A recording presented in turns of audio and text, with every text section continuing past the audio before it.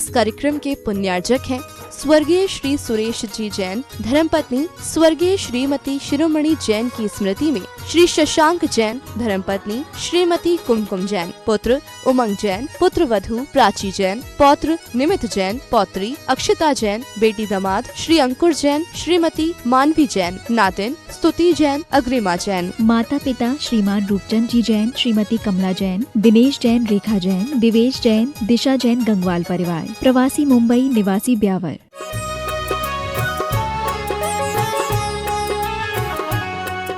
जय श्री ओम नमः सिद्धेभ्यः। जय श्री ओम नमः सिद्धेभ्यः। जय श्री ओम नमः सिद्धेभ्यः। सर्वमंगलमांगल्यं सर्वकल्याणकारकं प्रधानं सर्वधर्माणां जैनं जयतु शासनम्। पंच परमेष्टि भगवान की, आचार्य श्री गुरुवर कुंद महाराज की, आचार्य श्री गुरुवर विद्यासागर महाराज की। व्यापक समाज तेज चक्रवर्ती मुनि पुंगव श्री सुधा सागर जी महाराज की, 16 सिख गंभीर सागर जी महाराज की।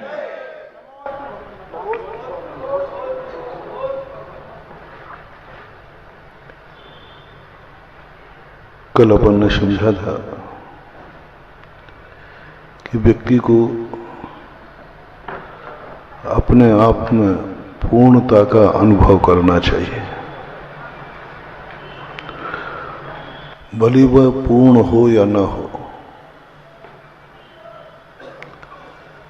पूर्ण होने के बाद पूर्णता की अनुभूति करना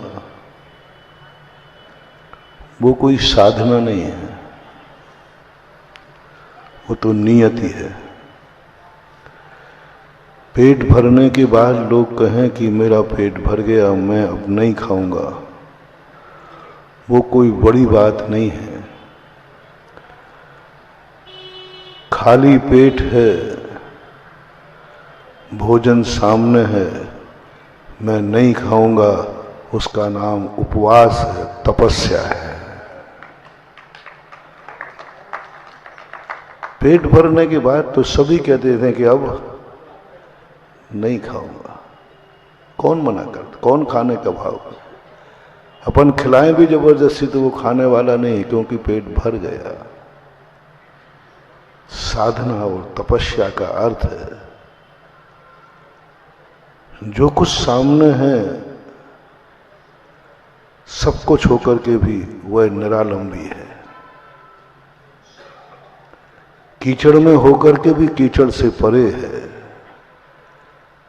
दो धातुएं होती हैं, एक सोना और एक लोहा। कीचड़ की संगति में जब लोहा जाता है अपने स्वरूप को भूल करके कीचड़ के रंग में रंग जाता है। वह अपने काठिन्य को छोड़कर जंग का रूप धारण कर लेता है। और एक दिन ऐसा होता है कि लोहे जैसी कठोर वस्तु कीचड़ की वो पानी की संगति में आकर के गल करके राख हो जाती है। लोहे में जब जंग लगता है तो बलजोर होता है कि कमजोर होता है? कमजोर होता है, क्यों? वो कीचड़ से प्रभावित है। और सोना जो होता है वो भी कीचड़ में पड़ा रहता है, लेकिन वो कीचड़ से प्रभावित न होकर के अपने स्वरूप में स्थित होता है। उसकी किंचित मात्र भी शक्ति कम नहीं होती। इसलिए सम्यक दृष्टि और सम्यक ज्ञानी को जैनाचार्यों ने कहा है, कादे में हेम अमल है, जल से भिन्न कमल। कादे में, कादे यानी कीचड़ में, कीचड़ में जैसा सोना कीचड़ से प्रभावित नहीं होता, उसका सहारा नहीं लेता, उसका आलम्बन नहीं रहता, उस रूप नहीं होता। लाखों करोड़ों अरबों वर्षों तक सोना कीचड़ में पड़ा रहे, उसका कुछ भी बिगाड़ नहीं होता। सम्यक दृष्टि का रूप, सम्यक ज्ञानी का स्वरूप ऐसा ही होता है। वो एक तत्व दृष्टि से अपनी आत्मा को स्वर्णमयी बना लेता है। भेद विज्ञान के माध्यम से वह अपने आत्मा को स्वर्ण का रूप दे देता है और फिर बेफिक्र हो जाता है, फिर निर्भय हो जाता है। फिर वो नहीं डरता कि सामने कौन निमित्त बैठा है, वो नहीं डरता कि सामने कोई दुश्मन आ गया मुझे क्रोध करा देगा। वो कदा नहीं कराएगा, वो नहीं कराएगा, क्योंकि मैंने तत्व दृष्टि पकड़ ली है। वो मुझे क्रोध नहीं करा सकता। सामने कोई प्रिय वस्तु आ गई, प्रिय व्यक्ति आ गया, ज्ञानी कहता है कोई फर्क नहीं पड़ता, मेरे में वो राग पैदा नहीं कर सकता, क्योंकि ये शत्रु और मित्र ये दुनिया के एक नाटक हैं और वो सारी दुनिया को एक रंगमंच मान लेता है। पूज्यवर अमृतचंद सूरी महाराज ने कहा, सम्यक दृष्टि इस सारी दुनिया को रंगमंच मानता है और जो भी उसकी दुनिया में आता है उसको नाटक खेलने वाला मानता है। कभी पुण्य का नाटक, कभी पाप का नाटक, कभी धूप, कभी छांव, कभी मुस्कान, कभी आंसू, कभी फूल, कभी कांटे, कभी मित्र, कभी दुश्मन। ये सब नाटक है, ये नाटक के पात्र हैं।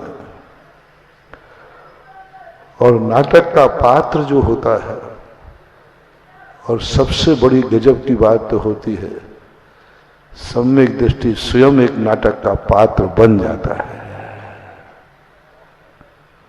नाटक देखो मत, देखने में तो तुम गड़बड़ करोगे, देखने में तो तुम प्रभावित हो जाओगे। जो नाटक देखते हैं, कई बार नाटक देखते देखते उनको हर्ष विषाद हो जाता है और वो नाटक का प्रस्तुतिकरण इतना अच्छा होता है कि श्रोता ये भी भूल जाता है कि ये नाटक चल रहा है या सही में चल रहा है।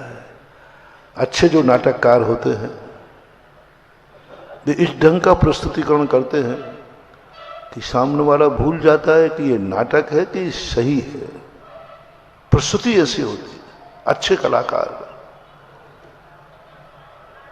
कलाकार नाटक को देखकर यदि दर्दनाक कहानी आ जाए तो रो पड़े और हंसी का प्रसंग आ जाए तो हंस पड़े। जब रामायण चली थी तो लोगों ने टीवी के सामने, टीवी में रामायण शुरू होने के पहले ही लोग अपनी थालियों में पूजा के आरती और फूल सजा के बैठते थे। बोले अब रामचंद्र जी आ रहे हैं, सीता मैया आ रही है। उन्हें क्या मालूम कि वो रामचंद्र जी नहीं, अरुण गोयल है। उन्हें क्या मालूम कि सीता मैया नहीं है, दीपिका है। वो भूल गए क्योंकि प्रस्तुतिकरण ऐसा था। एक ऐसा प्रस्तुत किया गया जिसमें सब अच्छे अच्छे श्रोता भूल गए। बोलते कि नहीं, एक क्षण को इतना स्तब्ध होता है माया से, दो व्यक्ति प्रभावित हो जाते हैं। एक तो अज्ञानी काफिर हो जाता है, वो कहता नहीं। एक जोक आता है कि एक बार एक महिला, बच्चे लोग उसे पिक्चर देखने ले गए। बुंदेलखंड की महिला थी, हो सकता है टीकमगढ़ की हो। और बुंदेलखंड में सबसे ज्यादा बड़ी पापड़ चलते हैं, प्रसिद्ध हैं भारत में। तो वो बड़ी पापड़ अपनी छत पर सुखा करके पिक्चर देखने चली गई। बच्चों ने माने नहीं और पिक्चर में एकदम मूसलाधार वर्षा होना शुरू हुई। वो भागी टाकीज में, तुम लोग सब गड़बड़ कर रहे हो, मेरे तो छत पर बड़ी पापड़ सूख रहा है, वो सब भीग जाएंगे। लोगों का माँ जी पिक्चर है, पिक्चर क्या है, वहां तो सर्वनाश हो जाएगा। और जैसे वो आकर के देखती है टाकीज के बाहर तो कड़ाके की धूप निकली है। अब वो काबिल हो गई कि अंदर का जो बरस रहा है वो पानी सही है कि बाहर की धूप सही है। मिथ्या दृष्टि, अज्ञानी इस संसार को ऐसा ही मान लेता है। पर्दे की बरसात को वो सही की बरसात मान लेता है। वो नाटकीय दृश्य को सही का दृश्य मान लेता है। उसको अनुभव में भी आ जाता है कि नहीं, सही में बरसात हो रही है। लेकिन जब वो बाद में खोज करता है, बाहर देखता है, तो कहता नहीं, ये तो धूप है, धूप है। दूसरा व्यक्ति वह हो जाता है जो भावुक होता है, भावनाओं में बह जाता है, अपने स्वरूप को भूल जाता है।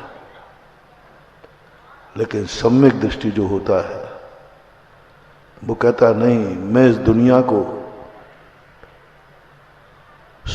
दृष्टा बन के नहीं देखूंगा,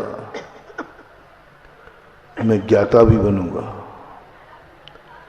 दृष्टा बनकर के दुनिया को देखने में भ्रम हो सकता है, लेकिन हम ज्ञाता बनेंगे, और ज्ञाता बनने के लिए तुम्हें खुद उस पात्र में उतरना पड़ेगा, तुम्हें खुद उस नाटक में भाग लेना पड़ेगा,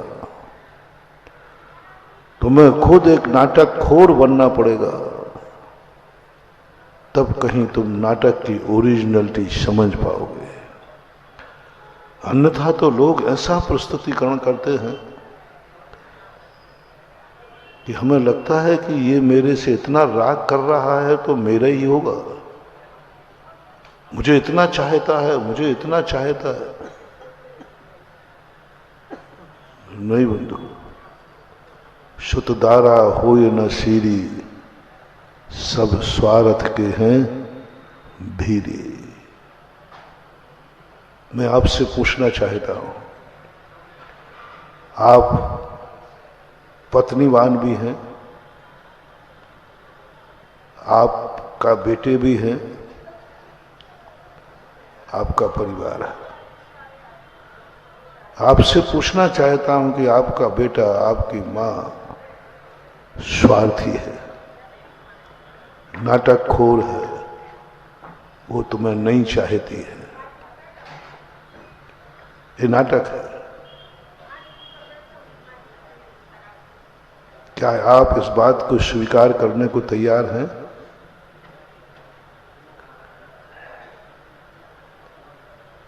क्या आप कह सकते हैं, स्वीकार कर सकते हैं कि हाँ यह सही है? कहीं ऐसा ना हो जाए कि शास्त्रों की बातें पढ़ते पढ़ते तुम्हारा घर टूट जाए।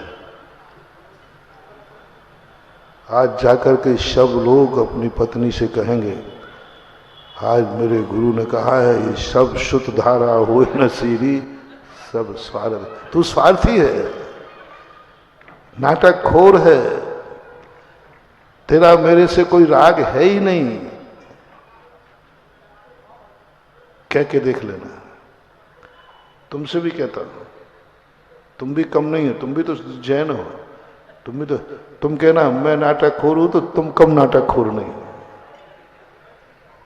तुम भी हमेशा जो चाहत की बात करते हो ये सब झूठी है। मैं भी महाराज जी का प्रवचन सुन के आई हूं।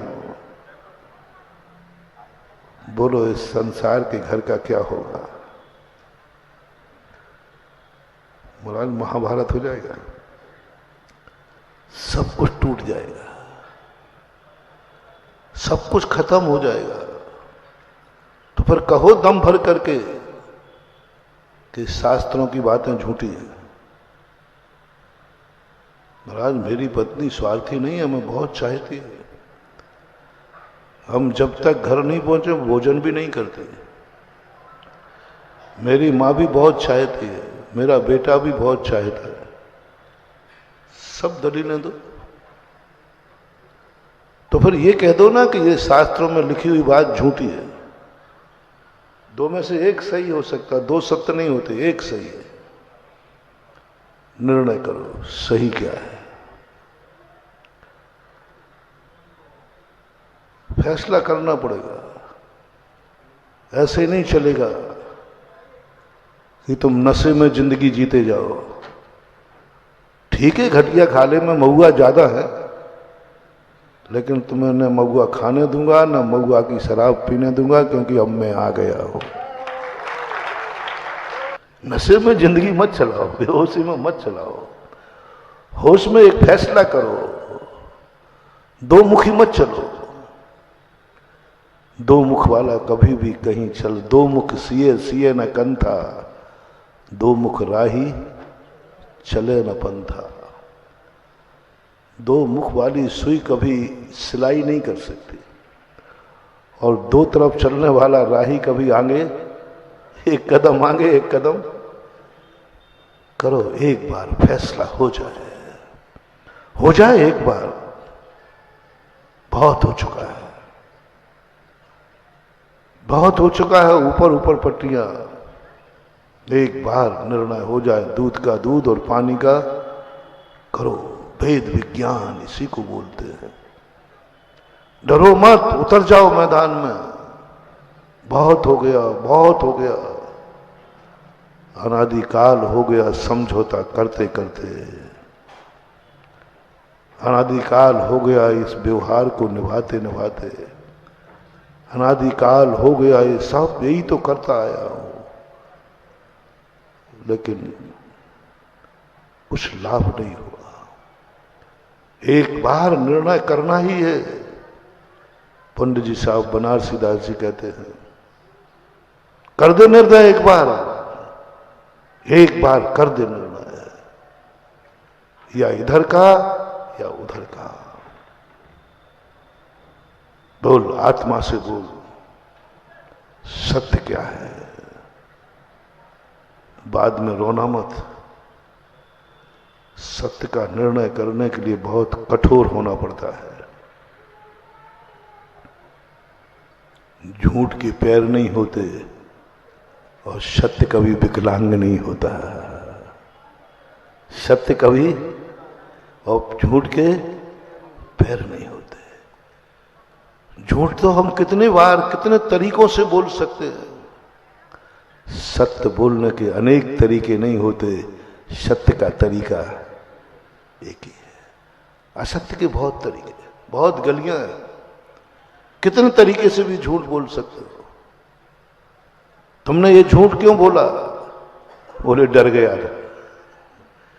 ये झूठ क्यों बोला? मुझे पता नहीं था। ये झूठ क्यों बोला? लोभ था। ये झूठ क्यों बोला? मोह था। ये झूठ क्यों बोला? बोले क्या करता, मर जाता। अब बोलो, सत्य क्यों बोला? डर गया था।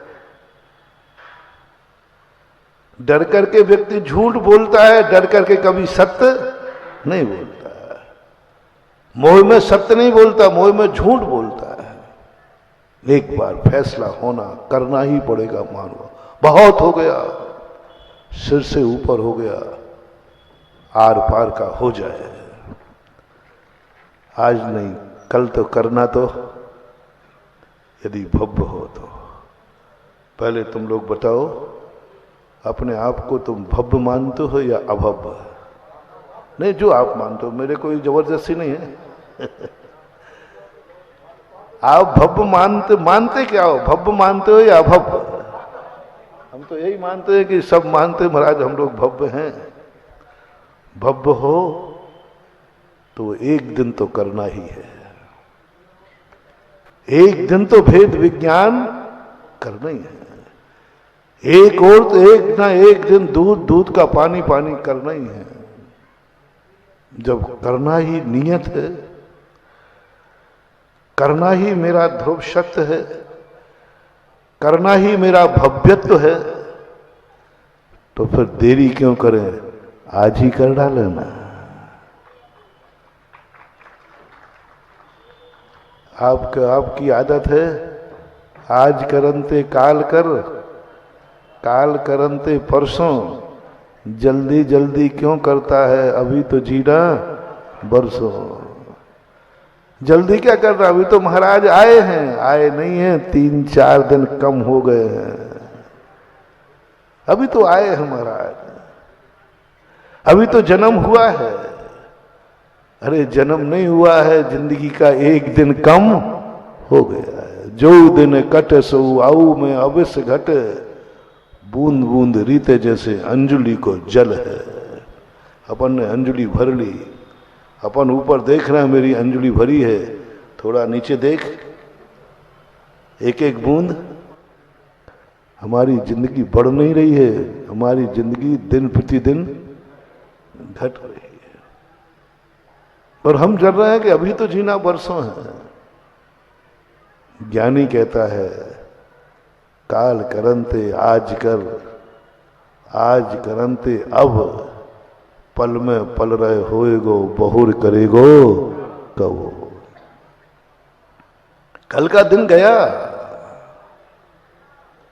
वो दिन दोबारा लौटने वाला नहीं है। जो दिन गया, कल का दिन गया। कल का एक ऐतिहासिक दिन था, कल का दिन एक किस्मत का दिन था, कल का दिन एक जन्म जन्म के पुण्यात्माओं की लिस्ट बनाने का पुण्य था। जन्म जन्म के पुण्यात्मा, अभी के पुण्यात्मा नहीं। आज के पुण्यात्मा की चर्चा नहीं कर रहा हूं, कल के पुण्यात्मा। जो कल का पुण्यात्मा था वो कल का पुण्यात्मा नहीं था, जन्म जन्म का पुण्यात्मा था। यदि जन्म जन्म का पुण्यात्मा न होता तो वो बोली ले ही नहीं सकता जैसे आप। जैसे कितनों ने इंद्र बनने के लिए हाथ उठाए थे परसों, प्रदीप भैया ने उठवाया था ना, सबने उठवाया, सबने हाथ उठाए थे, सबने इंद्राणी बनने के हाथ उठाए थे, सबने कहा हम बनना चाहते हैं। जैसे अभी हमने कहा तुम लोग भव्य हो गया भव्य, सबने कहा भव्य। मोक्ष जाना चाहते हो, बोले सब जाना चाहते हैं। जाएगा कौन? सब कहते हैं अभव्य भी बैठा होगा तो वो भी क्या अपनी बेइज्जती कराएगा? मुंह से तो यही बोलेगा मैं भी भव्य। कोई अपने आप को अभव्य कह ही नहीं सकता। अभव्य भी होगा तो वो भी कहेगा भव्य है। कौन अपनी बेइज्जती कराएगा? कौन मोक्ष जाने की मना करेगा? कौन धर्मात्मा बनने की मना करेगा? कौन सम्यक दृष्टि बनने की मना करेगा? कोई नहीं करेगा। लेकिन बनेगा कौन? बनने की कोई मना करेगा नहीं, लेकिन बनेगा कौन? सौधर्मिंद्र, कुबेर, ईशान सब बनना चाहते, लेकिन बनेगा कौन? जो जन्म जन्म का पुण्यात्मा होगा, इस जन्म का नहीं। धर्म क्रिया महानुभाव, ये मत समझना वर्तमान के पुण्यात्मा पर ही ये दुनिया नहीं चलती है। इसमें जन्म जन्म का पुण्य चाहिए। कोई मुनि बनता है तो कोई इसी जन्म का पुण्य नहीं है, जन्म जन्म का पुण्य उदय में आता है तब संचय मिलता है। आर्य खंड तुम्हें मिला, कोई पुण्य से मिला है, पुरुषार्थ से नहीं। अतीत में कोई भावना बड़ी होगी, तुम्हारा आर्य खंड में जन्म हुआ पुण्य से। मनुष्य बने पुण्य से, उच्च कुल जन्म हुआ पुण्य से, टीकमगढ़ में जन्म हुआ पुण्य से, नंदीश्वर कॉलोनी में मंदिर बना पुण्य से। कल मैंने कहा था यहां कोई भगवान का अतिशय नहीं है। चौथे काल में भगवानों के अतिशय होते थे, चौथे काल में भगवानों के अतिशय होते थे, वो भगवान के काम आते थे। 34 अतिशय होते हैं प्रभु के, भगवान के 34 अतिशय।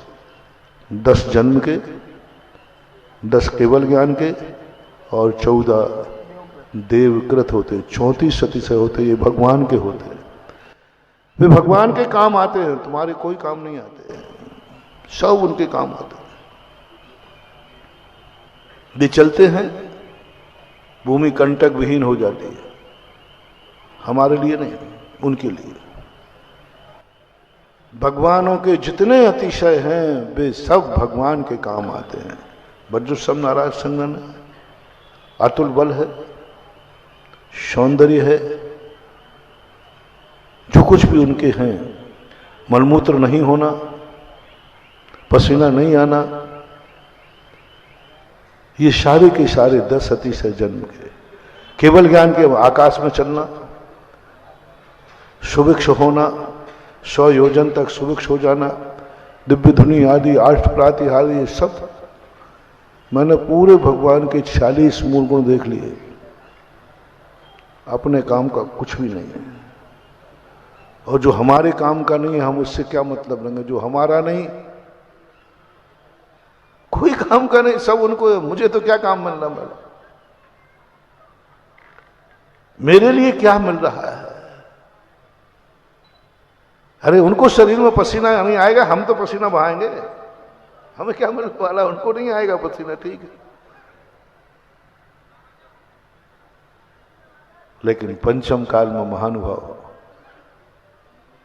एक भी अतिशय भगवान का नहीं है, सारे अतिशय हमारे हैं, हम करते हैं, हमें मिलते हैं। मंदिरों में अतिशय आएगा, कल जिज्ञासा आई थी, भगवान के कारण से नहीं, हमारी भक्ति के कारण से अतिशय आएगा, हमारी श्रद्धा के कारण से। शास्त्रों में मुझे चौथे काल में कोई अतिशय मंदिर नहीं मिला, अतिशय क्षेत्र नहीं मिला, और पंचम काल में पग पग पर अतिशय क्षेत्र हैं। ये भगवान की महिमा नहीं है, ये अपन भक्तों की और भक्ति की महिमा है। मैंने कल बहुत बड़ी बात कही थी, बंधुओं, समझने वाला समझ जाए। आज जो कुछ भी है सब हमारे पुण्य से है। हमें आर्य खंड में जन्म मिला किसके पुण्य से? भगवान के पुण्य से।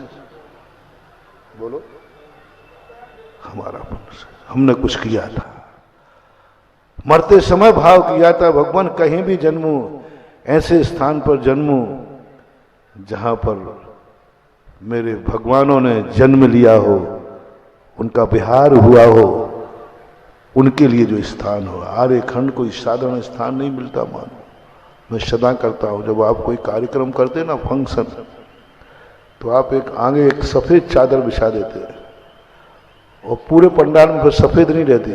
वो सफेद चादर का अर्थ क्या है, क्या संकेत है? वीआईपी।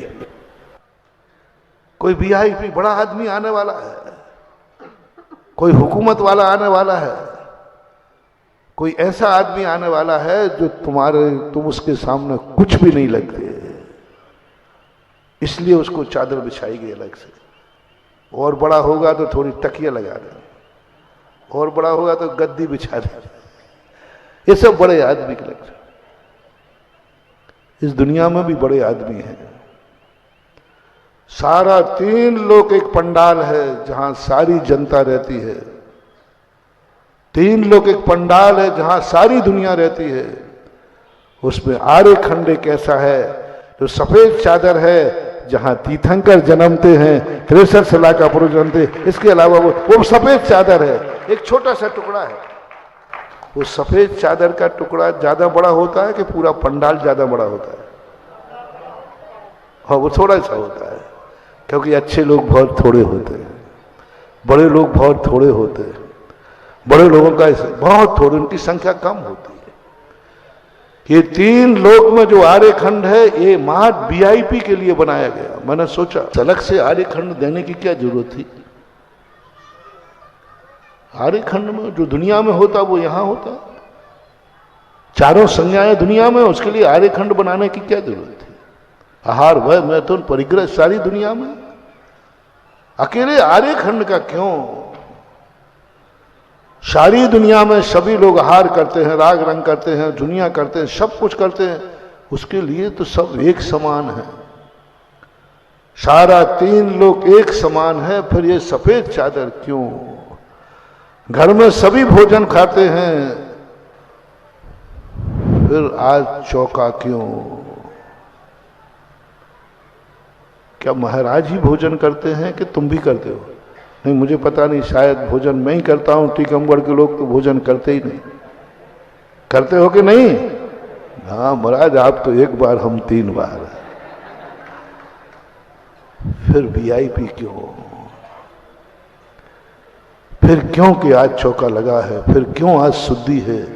फिर क्यों आज सब शोध के बनाया जा रहा? फिर क्यों आज शुद्ध बनाया जा रहा है? चौका तुम्हारी औकात खोल रहा है, चौका तुम्हारी बदनीयत बता रहा है। आज हमारे यहां चौका लगा है। चौका का अर्थ क्या है? चौके का अर्थ क्या है? स्थान की अपेक्षा बिल्कुल शुद्ध स्थान करना। वहां मत जाना कमरे में, वो चौके का कमरा है शुद्ध। इसका अर्थ है तुम अशुद्धि में खाते हो। मुझे पता नहीं, मैंने अपनी तरफ से लगाया। महाराज के लिए तुमने शुद्ध वस्त्र पहने हैं। अरे भाई मेरे यहां चौका लग रहा, छूना मत। इसका अर्थ है कि तुम अशुद्ध कपड़ों में खाते हो। आज हमारे यहां शुद्ध भोजन बना है। लगाते जाओ जल्दी, मैं थोड़ा गुणा भाग जल्दी लगा लेता हूं। इसका अर्थ है कि प्रतिदिन बोलते जाओ अशुद्ध बनता था, आज शुद्ध बना है ना। इसका अर्थ कल कैसा बना था? अशुद्ध बना था। अरे भाई सोच के रखना सामान। इसका अर्थ है अभी तुम बिना देखे खाए जा रहे। आज तुम्हारा कुछ अच्छा करना बता रहा है कि कल तक हमने बुरा किया है, बुरा खाया है, अब बिना देखे खाया है, बिना विचार के खाया है, अशुद्धि में खाया है। यह नियत है। क्यों आज हमारे यहां नगर में महाराज आए हैं। कोई तो घर शुद्ध बनाएगा, कोई तो चौका शुद्ध होगा, कोई तो शुद्ध कपड़े पहनेंगे। क्या संकेत है? घरों में शुद्ध कपड़े पहन रहे हैं, शुद्ध भोजन बन रहा है, शुद्धि का ध्यान रख रहा है। इससे क्या पता चलता है? नगर में कोई शुद्ध आत्मा आई है, तभी ये कार्य हो रहा है, अन्यथा हो नहीं सकता। शुद्ध आत्मा के लिए शुद्ध करना पड़ेगा। कोई शुद्ध आत्मा आई, कोई पवित्र आत्मा आई है, इसलिए घर सारा अपवित्र है। इतने स्थान को पवित्र करो। आज पानी भी पवित्र होगा, आज सब्जी भी पवित्र होगी, आज सब कुछ पवित्र होगा। और आज मन भी पवित्र होगा, आज वचन भी पवित्र होगा, आज काया भी पवित्र होगी। मन शुद्धि, वचन शुद्धि, काय शुद्धि, आहार जल शुद्ध है। ये सब शुद्धियां बता रही हैं इस नगर में कोई शुद्ध आत्मा आया है। अन्यथा ये हो ही नहीं सकता। कोई है शुद्ध आत्मा, शुद्ध स्थान ही चाहिए। शुद्ध आत्मा के पास जाने के लिए शुद्ध होना ही पड़ेगा। मंदिर जाने के लिए तुम्हें शुद्धि पूर्वक जाना ही पड़ेगा। अरे भाई तुम क्या कर रहे हो? क्यों नहा रहे हो? अरे क्यों कुल्ला कर रहे हो? बोले मैं मंदिर जा रहा हूं। तो मंदिर का मतलब मैं एक पवित्र आत्मा के पास जा रहा हूं, मुझे पवित्र होना ही पड़ेगा, होना ही पड़ेगा। ऐसा ही ये तीन लोक में जब सफेद चादर बिछाई गई तो तुम्हारे लिए नहीं बिछाई थी, 63 सलाका पुरुषों को बुलाई थी। ये महान आत्मा है।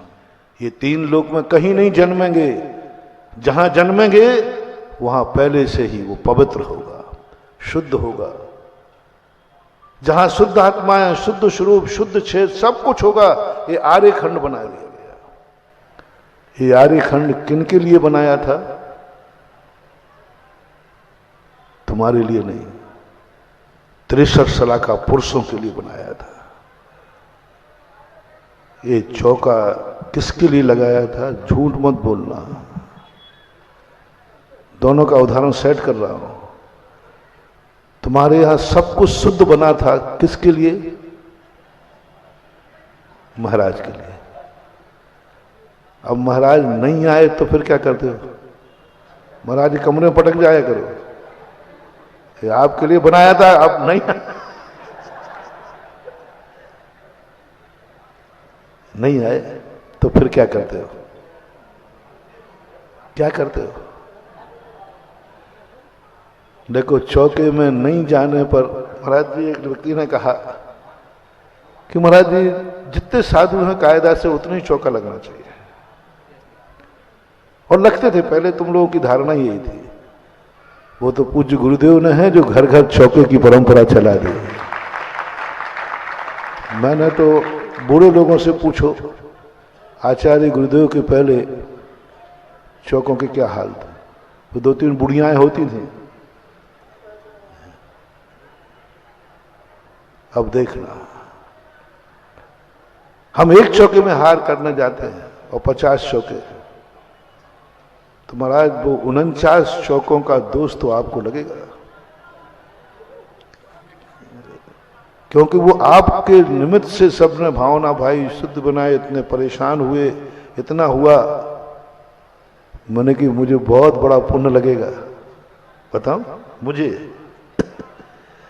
जितने ज्यादा चौके लगेंगे उतने ही ज्यादा कमीशन मेरा बढ़ेगा। कैसे बताता हूं, क्योंकि तुम यदि चौका नहीं लगाते तो राक्षस बन के अभक्ष खाते। कम से कम महाराज नहीं आए जितने दिन, उतने दिन घर में शुद्ध तो बना। सुबह से पता नहीं क्या चकड़दम होता है, कम से कम सुबह से 10 बजे तक मकान में शुद्ध मन तो रहा। कितना पुण्य! सुबह से लेकर 10 बजे तक, जब तक महाराज नहीं आए तब तक पुण्य का अर्जन कितना हुआ। आहार देने का और आहार कराने के 5 नंबर हैं। 15 नंबर जो चौका लगाने का भाव करता है, लगा लेता है, उसके आहार नहीं होते हैं तो भी उसको 15 नंबर मिलते हैं। महज 15 नंबर तुम्हारे पक्के प्रतिदिन। आहार कराने के 5 नंबर है, बस महाराज पहुंच गए, आहार करा दिया, इसके 5 नंबर मिलते हैं। और चौका लगाने के 15 नंबर मिलते हैं। आहार नहीं हो तो भी 15 नंबर है, हो जाए तो 20 नंबर है, बस इतना ही अंतर है। 5 नंबर आहार कराने के और 15 नंबर चौका लगाने के। जिसके हो गए उसके 20 नंबर हैं, जिसके नहीं हुए उसके 15 नंबर तो कहीं गए ही नहीं है। 15 नंबर 20 में से 15 मिलने में पास हुए कि नहीं, फेल? कितने % हो गया? वाह वाह रे वाह, हर लकीरें फटकरी, रंग चोखा हो गया। महाराज के हार हुए नहीं और 75% पुण्य तुम्हारे खाते में जमा हो गया, कोई नहीं रोक सकता। लीजिए, हिसाब लीजिए। एक दिन पहले पूरा परिवार रात में सोया। सोने के पहले जिनके यहां चौका लगते हैं वो किन भावनाओं से सोते हैं माताओं? कितनी पवित्र भावना से। कल से हमारे यहां रात में सब सेडेड हो जाता है, सब व्यवस्थित हो जाता है, सबके मन, सबके परिणाम, सबके कुछ अलग ही हो जाता है। घर का वातावरण सब कुछ अलग होता है। ध्यान रखना, कल सब्जी में आलू प्याज नहीं आना चाहिए, क्योंकि कल से हिदायत सब। अब डोलची बदल गई, जिसमें आलू प्याज पता नहीं क्या क्या आ जाता था। आज सब डोलची में सब्जी वाला पूछता है, सेठ जी क्या बात है, आज आलू प्याज ये चीजें नहीं ले रहे? बोले अरे भाई तुझे मालूम नहीं, हमारे यहां चौका लग रहा है। अभक्ष रात से शुरू हुई, शुभ परिणामों से सोए, शुभ भाव से हुए। कितने शुभ परिणामों से जो दूसरे दिन चौका शुरू करता है, उस रात में उस घर के परिणामों को यदि देखा जाए, उन परिणामों के साथ सोए हो, मेरी गारंटी है जो सुबह चौका लगाने का भाव करके सोया है परिवार घर में, उसमें कोई मर भी जाएगा तो नियम से देवगति ही जाएगा। और सोते सोते देवगति का ही बंद होगा, क्योंकि गति निरंतर बंद होती है। गति बंद निरंतर होता, 24 घंटे गति बंद चलता रहता है। आयु बंद नहीं, आयु बंद की व्यवस्था अलग है, लेकिन गति बंद तो प्रति समय होता है। आप जैसे ये भाव करके सोए कि कल मुझे ये कार्य करना है, गति बंद चालू, देवगति। आप सो रहे हैं तो भी आपको देवगति बंद हो रही है, आप घर्राटे ले रहे हैं तो भी देवगति बंद हो रही है। और कुंभकर्ण की नींद सोने वालों, उस दिन सब कब जग गए? ब्रह्म मुहूर्त में जल्दी उठना है, क्योंकि बोलते जाओ जल्दी, क्योंकि सब चीज शुद्ध एकदम साफ, सुबह से लेकर के 10 बजे तक। ओहो, क्या विशुद्ध परिणाम रहते हैं आपके, कितने विशुद्ध परिणाम रहे। क्या यह कमीशन मुझे नहीं मिलेगा? नहीं आता तो ये नहीं होता। दूसरी बात, यदि मैंने रोक दिया, अरे क्यों परेशान होते हो, मुझे तो एक ही चौके में हार करना, क्यों परेशान हो रहे हो? तो मुझे इतना अंतराय कर्म का बंद होगा, इतने अंतराय कर्म का, तुम आहार को नहीं जाते हो तो मत जाओ, लेकिन किसी के पुण्य को रोकने वाले तुम कौन होते हो? एक स्थान पर ऐसा है था, एक गांव में कभी भी कोई साधु पहुंच जाए, प्रत्येक घर में चौका लगते थे। एक महाराज पहुंचे, उन्होंने कहा कि भैया तुम लोग इतने चौके लगा रहे हो, सीधे साधे महाराज थे, क्यों लगा रहे हो? मैं रुकूंगा नहीं यहाँ, मुझे बिहार करना है 2-3 दिन में, और फिर तुम लोगों के आहार नहीं होंगे तो तुम्हें बुरा लगेगा। महाराज आए और हमारे यहाँ आहार, तो बुरा लगता है कि नहीं थोड़े? हाँ लगता है, बुरा लगेगा। इसलिए क्या गांव वालों बोले, महाराज जी मैंने कब कहा कि आप मेरे चौके में आओ? आपको जहां जाना है वहां जाओ, लेकिन हम जब तक महाराज हैं उतने दिन कम से कम हमें शुद्ध खाने का सौभाग्य मिलेगा, यह तो मौका से वंचित मत करो। हम शुद्ध दे नहीं सकते, लेकिन उतने दिन कम से कम शुद्ध, हम शुद्ध नहीं बन सकते, कम से कम उतने दिन मन वचन काया शुद्ध तो होगा, उतने दिन हमारे घर का वातावरण तो बदलेगा, हम उतने दिन कम से कम हमारे रसोई में अभक्ष तो नहीं बनेगा। क्या सोचता उनका? इस बहाने से उनका नियम था गांव का कि जितने दिन महाराज रहेंगे उतने दिन तो अपन सारे नगर वाले शुद्ध खाएंगे, बाकी नहीं था त्याग, बाकी त्याग नहीं था। जब तक कोई साधु हमारे नगर में रहेगा तब तक हमारे घर में कोई अशुद्ध नहीं खाएगा, हमारे नगर में कोई रात में नहीं खाएगा, हमारे नगर में कोई गुटखा शराब आदि कुछ भी नहीं खाएगा, हमारे नगर में कोई आलू प्याज नहीं खाएगा, जब तक साधु रहेगा। अंतर समझना, रिपीट करता हूं, एक वो महान आत्मा है जिनके जैन घरों में कभी अशुद्ध होता ही नहीं, बनता नहीं, खाते नहीं, कुछ नहीं करते। वो चतुर्थ काल की बात है, चतुर्थ काल की बात है। अब पंचम काल की बात देख लो। पंचम काल में कम से कम इतना हो जाए कि जहां साधु बनते हैं, रहते हैं, जब तक महाराज हैं तब तक तो मैं कोई गलत कार्य नहीं करूंगा। माता, जब तक हमारे नगर में साधु है हमारे घर में अशुद्ध भोजन नहीं आएगा, गड़ंत नहीं आएगा, आलू प्याज नहीं आएगा, कोई रात में नहीं खाएगा। गुटखा वाला इतनी कर ले, जब तक महाराज हैं तब तक मैं गुटखा नहीं खाऊंगा। मेरे नगर में महाराज और मैं ये करूं, इतना तो नहीं करूंगा, इतना पापी नहीं हूं, मैं गुटखा छोड़ नहीं सकता, देखिए साहब, लेकिन जब तक गुरुजी हैं तब तक तो नहीं खाऊंगा, इतना गया बीता भी नहीं हो। जब तक महाराज है हमारे घरों में रात में नहीं खाएगा कोई, ठीक है हम रात्रि भोजन नहीं छोड़ सकते, लेकिन गुरु महाराज मेरे नगर में है और मैं रात में खाऊं मेरे घर में नहीं। जब तक महाराज है तब तक मैं रात में नहीं खाऊंगा, तब तक मेरे घर में कोई अशुद्ध चीज नहीं बनेगी। कितना बड़ा त्याग, ये भी त्याग कम नहीं है।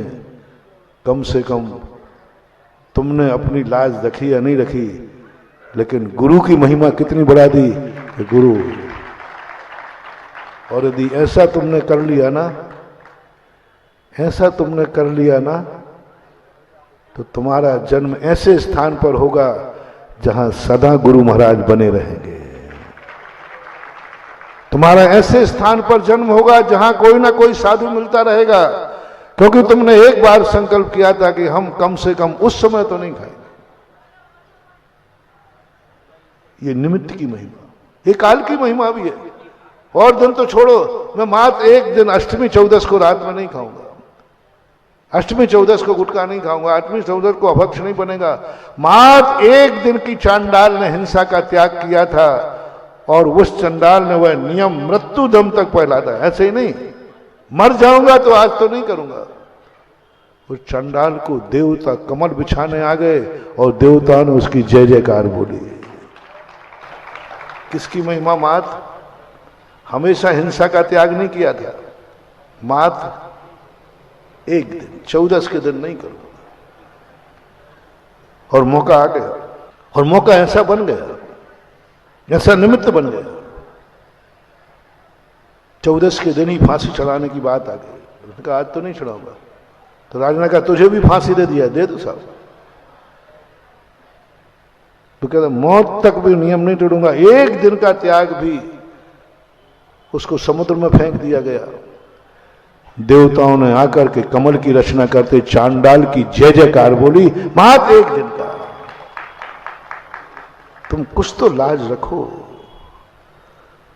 तुम जो कुछ भी पाप करते हो, जो कुछ भी पाप करते हो उसकी कुछ तो लाज रखो।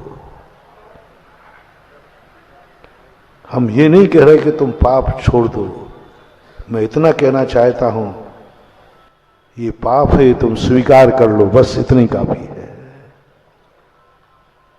जो तुम करते हो, रात में खाते हो, मैं कोई ऐतराज नहीं कर रहा हूं, कर भी नहीं पाऊंगा। तुम्हें मनवा लूं ये भी मैं कोई दावा नहीं कर सकता कि तुम मान जाओगे, नहीं कर सकता। और मनवाऊंगा भी नहीं, मनवाऊंगा भी नहीं। कम से कम इतना एहसास कराना चाहता हूं, जो कुछ भी तुम करते, शराब पीते हो, गुटखा खाते हो, अभक्ष खाते हो, मंदिर नहीं आते हो, चलो मैं सब पे एग्री होता हूं, फिर भी मैं तुम्हें अपना चेला बना लूंगा, आशीर्वाद दे दूंगा। तुम कुछ भी नहीं, जितनी चीजें मैं चाहता हूं उनमें से आप एक एक नहीं करते। मैं कहूं रात्रि भोजन त्याग दो, नहीं त्यागूंगा। मंदिर आ जाओ, नहीं आऊंगा। अभिषेक कर लो, नहीं करूंगा। अभक्ष त्याग कर दो, नहीं करूंगा। गुटखा त्याग कर दो, नहीं करूंगा। शराब त्याग कर दो, मैं नहीं करूंगा। गंदी आदतें छोड़ दो, मैं नहीं करूंगा। व्यसन छोड़ दो, मैं नहीं छोड़ूंगा। मतलब जो हमें कहना है, तुम्हें क्या कहना है वो तुम्हारी आदत, क्योंकि हमारा तुम्हारे 36 का आंकड़ा है। मुंह से नहीं बोलोगे, मन में। यदि मेरी तुम पूरी बातें मान लेते तो बहुत बड़ी बात है, कोई नहीं मानोगे। तुम्हें सब उल्टा ही चल रहा है। और ज्यादा तुम मालूम मेरी कितनी मजाक उड़ाते हो। वो एक छोटे होते ना बच्चे, तो दोस्त उसका बुलाने आता है और माँ कहती बेटा बाहर मत जाना, तो दोस्त कहता है यार तेरी माँ पुकार रही। तो वो बोलता तो नहीं, बोलेगा तो पिट जाएगा। वो दोस्त से इशारे से क्या करता है, इसका तो स्क्रू, वो माँ को पागल करार कर देता पट्टा। देखो उसके बाद दोस्त को इशारे से कहता है इसकी तो खोपड़ी घूमी, ये तो कहती रहती चल। होता है ऐसा कि नहीं? जल्दी बोलते जाओ। कभी कभी नहीं, अभी रोज को बताता हूं। वो छोकरा अपने दोस्त से यूं कह करके चला जाता है, इसका काम तो चिल्लाना है, चिल्लाती रहती है। ऐसा एक भी बच्चा नहीं है तुम में से कभी कभी क्या जिसने तुम्हें माँ बाप ने रोका हो, जिस कार्य के लिए वो कार्य तुमने न किया हो। कोई एक भी बालक नहीं है। जिंदगी में ऐसा कभी ना हुआ हो, ऐसा कोई दावा नहीं कर सकता कि माँ ने जिस कार्य को रोका है और तुमने वो न किया हो। पिता ने जहां जाने से रोका है तुमने ना गए हो, ऐसा हो ही नहीं सकता। कोई ना कोई बात ऐसी हो जाती है। हर व्यक्ति अभी ऐसी गलती कर बैठता है। और बात की बात बताओ, अभी की एक भी व्यक्ति ऐसा नहीं है जो कोई ना कोई बुराई अपने अंदर छुपाए बैठा है जिसे किसी को नहीं बताया। माँ को भी नहीं बताई है, पिता को भी नहीं मालूम, छुपाए हो तुम। हर व्यक्ति के अंदर एक ऐसी बुराई होती है वो किसी को नहीं बताता। सब लोग स्वयं अपने आप में चले जाओ, पूछो, तुम अपनी पूछो, कोई ऐसी गंदी आदत जिसको तुम छुपाए बैठे हो, मां को नहीं बताया। देखो कौन सी ऐसी गंदी आदत जो तुमने अभी तक मां को नहीं बताई और अभी भी नहीं बता रहे हो, और मेरे कहने के बाद भी नहीं बताओगे, मुझे मालूम है। कोई एक ऐसी हरकत जो पिता को नहीं बताई, तुम छुपाए हो। ऐसा कोई व्यक्ति नहीं है जिसके अंदर कोई ऐसी बुराई ना हो जो पिता से छुपा रहा हो। और कह दो, एक कोई बुराई जरूर तुमने जिंदगी में की है जिसका अभी तक तुमने अपनी पत्नी को नहीं बताया। मेरे घर का एक सदस्य तो होगा जिसकी, जो हमारा कोई तो सदस्य होगा, जब भगवान मेरे टीकमगढ़ में आएंगे, मेरा परिवार का सदस्य उनकी आगवानी करेगा अर्घ्य लेकर के। मेरा घर मौजूद होना चाहिए। भगवान तुम्हारे टीकमगढ़ में उतरेंगे और तुम घर में रहोगे तो ये सिर्फ बेशरम नहीं है भगवान के तुम्हारे लिए करते रहे। आज टीकमगढ़ में भगवान का अवतरण होगा। हर घर एक नियम के, हमारे परिवार का एक सदस्य कम से कम आगवानी में मौजूद रहेगा, आगवानी में मौजूद रहेगा, इंद्र बन करके मौजूद रहेगा। हाथ में अर्घ होगी, पूजा की थाली होगी, गर्भ कल्याणक की पूजा कर रहे होंगे और भगवान का अवतरण हो रहा होगा, और जो भगवान की आगवानी करेगा सदा भगवान का छाया उसके ऊपर रहेगा। बड़े और छोटे इंद्र का मैं कोई भेद नहीं कर रहा हूं। बस ये मत कहना वो घर ना छूट जाए, हमें कुछ भी नहीं बनना है। ये शब्द खतरनाक है। कुछ भी, जिस घर से कुछ भी नहीं बनेगा उस घर में कुछ भी नहीं रहेगा।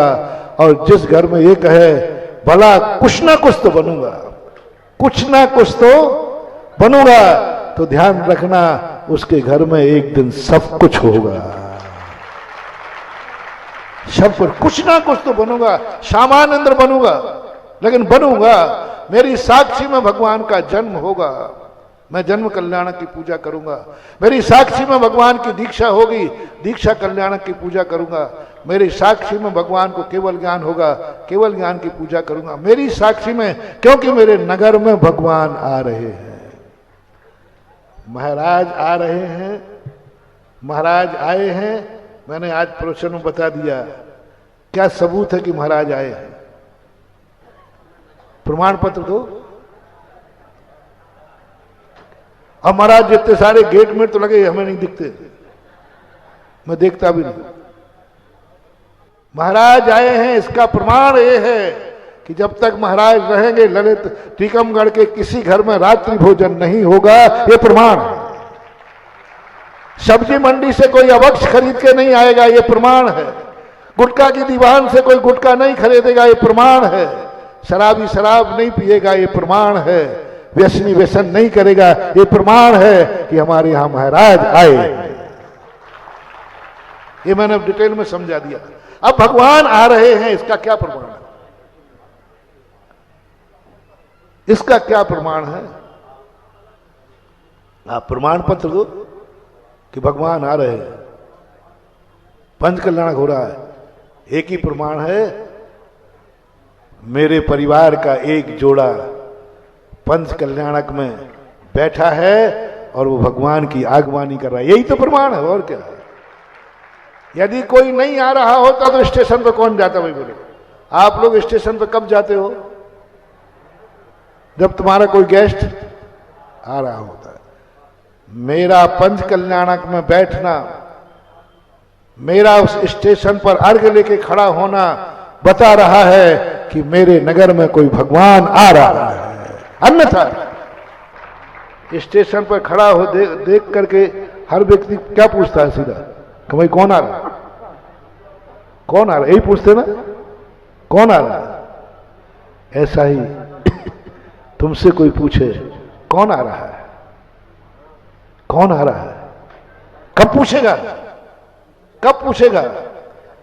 जब तुम घर में बैठे होगे? कब पूछेगा? जब तुम सब्जी की दुकान पे खड़े होगे?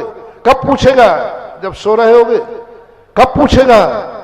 जब तुम पंच कल्याणक का धोती दुपट्टा पहन करके और अर्घ की थाली लेकर के पंडाल की तरफ जा रहे होगे, तब पूछेगा क्या बात है? तो कहना गर्व से, मेरे नगर में त्रिलोकी नाथ का आगमन हो रहा है। ये प्रमाण है। स्टेशन पर खड़े होना बताएगा कि कोई गेस्ट आ रहा है, उसका स्वागत तुम कर रहे हो। पंच कल्याणक में बैठना बताएगा कि तुम भगवान की आगवानी कर रहे हो और भगवान की आगवानी तुम्हारे लिए फलेगी। ये बात आपको, इसलिए वर्तमान के जो पुण्यात्मा हैं वे इसमें आ जाओ, अन्यथा तुम कितना भी वर्तमान में पुण्य कर लेना, सजा तो तुम्हें अतीत के किए हुए कर्मों की मिलेगी। और भविष्य भी यदि आपको सुधारना है तो आगे आपका समय हो गया। कल का दिन था जन्म जन्म के पुण्यात्माओं को, और 17 तारीख भी होगी। जितने लोग 17 तारीख में घट यात्रा में महिलाएं जन्म जन्म की पुण्यात्मा होंगी, उन्हीं के सिर पर कलश होगा घट यात्रा का, ध्यान रखना। हर महिला धारण नहीं कर पाएगी, हर महिलाएं कोई किसी कारण से रुक जाएंगी, कोई किसी कारण से, लेकिन घट यात्रा का कलश जिसके सिर पर होगा, निश्चित समझना वो जन्म जन्म की पुण्यात्मा महिला है कि आज कलश। और घट यात्रा का कलश मेरा तो कहना है 3 महिलाओं को धारण करना है घट यात्रा का। पहला कलश जो विवाहित हो चुकी है, क्योंकि जिस घट पर भगवान के तीर्थंकर के आगमन का कलश होता है, उनकी आगवानी के लिए वह कलश उसके सौभाग्य को सुरक्षित करता है। दूसरी कल्पना करना है उनके जिनके विवाह हुए नहीं, वो भी कलश धारण करें, इसलिए कि यदि मैं गृहस्थी में जाऊं तो हमें ऐसा परिवार, ऐसा शौहर मिले जो हमारे सुहाग को पूर्ण जिंदगी तक चला सके। तीसरे उनको भी करना है जो व्यक्तियों के मन में ऐसे भाव होते हैं कि नहीं, जिनेन्द्र देव की भक्ति, हमारा जो कुछ हो तो हो, मेरे तो भगवान आ रहे हैं, उनका सगुन होना चाहिए, इसलिए मैं मंगल कलश लेके जा रही हूं। 3 बातें, अपने लिए या भगवान के लिए। भगवान का आगमन हो रहा है और मैं उनका सगुन नहीं करूं, मैं भगवान का सगुन करने के लिए, क्योंकि मंगल कलश शुभ होता है, तो भगवान के आने के पहले ही मुझे सगुन करना है, इसलिए भगवान का कलश लेकर मैं जाऊंगी। ये 3 तुम्हारी होगी। और जब 17 तारीख को होगा, जितने पंडाल में बैठे होंगे वे जन्म जन्म के पुण्यात्मा होंगे, जन्म जन्म के पुण्यात्मा होंगे, और जो नहीं बैठेंगे वे अतीत के तो पुण्यात्मा नहीं होंगे, ये पक्का है। अब वर्तमान के होंगे, इसकी चर्चा बाद में करूंगा। महावीर भगवान की। इस कार्यक्रम के पुण्यार्चक थे स्वर्गीय श्री सुरेश जी जैन, धर्मपत्नी स्वर्गीय श्रीमती शिरोमणि जैन की स्मृति में श्री शशांक जैन, धर्मपत्नी श्रीमती कुमकुम जैन, पुत्र उमंग जैन, पुत्र वधू प्राची जैन, पौत्र निमित जैन, पौत्री अक्षता जैन, बेटी दामाद श्री अंकुर जैन, श्रीमती मानवी जैन, नातिन स्तुति जैन, अग्रिमा जैन। माता पिता श्रीमान रूपचंद जी जैन, श्रीमती कमला जैन, दिनेश जैन, रेखा जैन, दिवेश जैन, दिशा जैन, गंगवाल परिवार, प्रवासी मुंबई, निवासी ब्यावर।